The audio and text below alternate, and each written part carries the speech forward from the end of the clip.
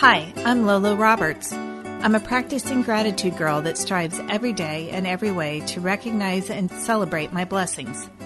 God is the center of my life, and His love allows me to live life to the fullest. Every day is a day of growth and self-improvement. I am blessed to have you join me on this podcast. Love, peace, and gratitude. And we're here with another episode of Grateful Gratitude with Lolo, and Frito right here. And today we're going to talk about... Well, today I want to tell you a little story about how I met my husband. Let me preface this a little bit by saying this is my second marriage. And at some point we'll talk about the first marriage and gratitude. But I want to show another example of divine inspiration and how I am so thankful for what God's put in my life.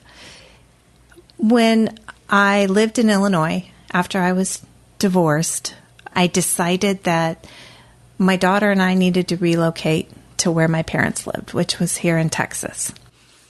And my last day of work was a Friday in May. And a couple of my girlfriends said they wanted to take me out for some drinks. And they wanted to just celebrate the time that we had had together. So we did that. And after dinner and drinks, they said, you said you've been doing this thing called online dating. Now, this was year 2000. Okay. This thing called online dating. Yes. Well, remember, this is way back, like at the very beginning of Match.com, and it was really, really new. So I said, okay, I've already unhooked my computer because the movers were coming in 3 days. We were relocating to Texas. And I had everything boxed up. But I said, you know what?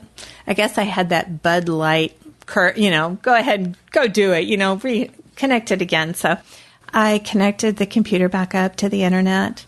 And I took him to the site, which was a site called UDate, which I don't even think exists anymore. But you could do online chatting with people. You could probably link it to your MySpace page. Exactly. That's the exact same time, right? So anyhow, what I did is I opened my profile and the guys that fit in my demographics, which would have been, certain age range, certain one child or no children, I told them, I said, just pick somebody and I'll show you how it works. There was probably 25 pictures up there that fit into my specifications. So one of my friends said, talk to this guy. And she literally took her finger and pointed to my computer screen on someone. Was she just randomly pointing, closed her eyes and just put her finger on the screen? It wasn't quite that random, but she said, he's kind of cute. Why don't you talk to him? And I said, okay. So what you do is at that time, you would just open a chat box. And I asked him, I said, hey, are you busy? Would you like to talk? And he said, no, I'm not busy.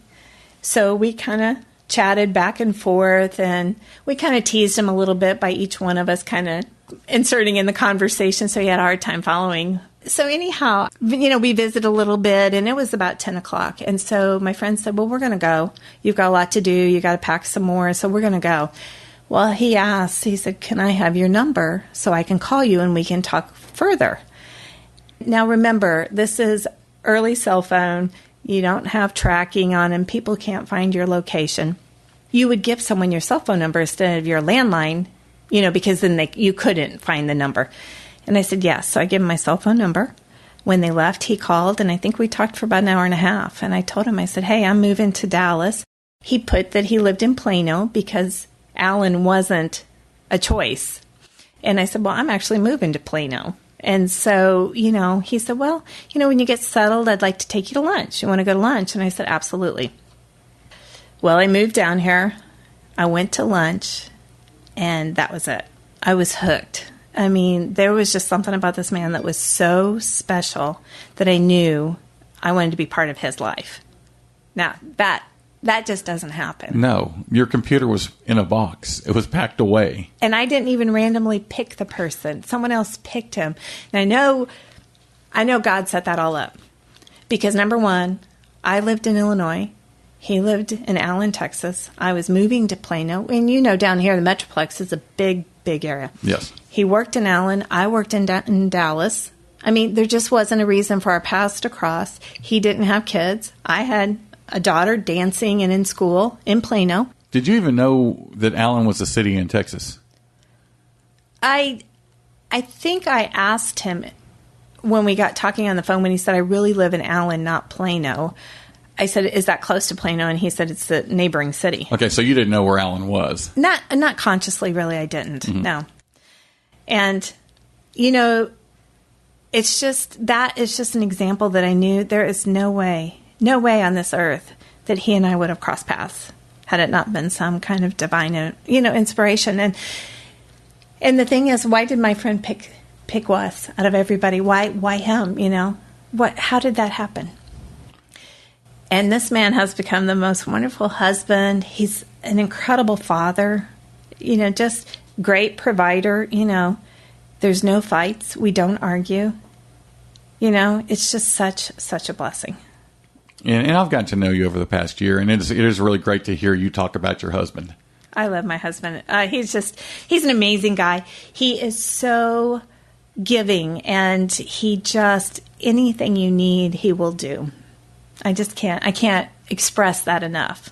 Maybe my smile if I had a picture. If we had a picture of this, you'd see it. But it's coming through. It's coming through the speakers right now. Good. And once again, this is grateful gratitude. It is. And you're exhibiting it right now. I think when you practice gratitude, you exude gratitude. I mean, I think not only are you mentally aware that you're thankful for that, but I think your whole body and soul is thankful. It just makes you feel good. Okay, so tell us more about Wes. Okay. Wes never had kids. And I think that the reason that Wes and I were so well matched, if I want to take this a little bit further, my first marriage, I was married to an alcoholic that turned to drug abuse and didn't come home because he didn't know how to deal with a normal home. So I lived day in and day out with someone that had some demons he couldn't overcome. Wes's first wife was an alcoholic, was suicidal, and I think that both of us truly understood what the other person had gone through in their marriage. We had both decided when we divorced, when I divorced my husband and when he divorced his first wife, we weren't ever going to go down that road again. And I think we both set intentions out and put forth a list of things that we looked for the next spouse, because we both wanted to be with someone. We didn't want to go through life without a partner or a companion. And when I made that list for myself, I didn't put any negatives on it. For example, I didn't say, I don't want someone who's going to sit in front of the TV and watch football all day. I don't want someone that can't make a living. I put out there, I want someone who's loving and caring. I want someone who appreciates God and loves God. I want someone who could be a fabulous role model for my daughter and a great father. And I've never particularly asked him what was on his list and what was his intention. But it had to be very, very, very similar because we had so many things that were not good in the first marriage. And when I met Wes, it was just I couldn't spend enough time with him. It's same now. I mean, I'd rather stay at home on a weekend or a weeknight with my husband than be out with anybody else. And one time we were out with another couple several years ago, and my husband paid me the absolute highest compliment I could have ever received. Someone asked him, why did he love me and why did we get married? And my husband responded, because she doesn't have a bad bone in her body. She does for everyone. And to me, for a man to say that publicly to someone else, there was no going back. I mean, what else can I say about this man? He's just blessed my life in so many ways that even if I told him, he wouldn't recognize just because he's that type of person. He would think that's just normal. What a great thing to say.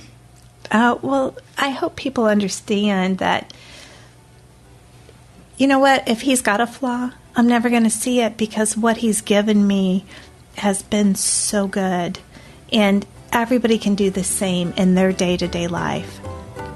Find something good in everybody.